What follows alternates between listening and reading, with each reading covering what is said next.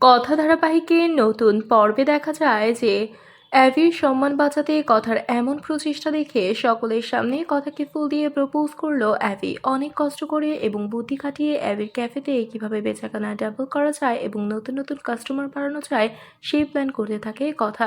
তারপর সবকিছু ম্যানেজ করে বাড়ির কাউকে কিছু না জানিয়ে জুনিকে নিয়ে সকাল সকাল ক্যাফেতে চলে এসেছে কথা। কথা একজন বাঙালি শিল্পীকে নিয়ে আসে গান গাওয়ার জন্য। তারপর অনেক নতুন নতুন খাবার এবং বিভিন্ন ধরনের রং বেরঙের বাহারি সব আয়োজন করে অ্যাভির ক্যাফেতে ভিড় লাগিয়ে দেয় কথা।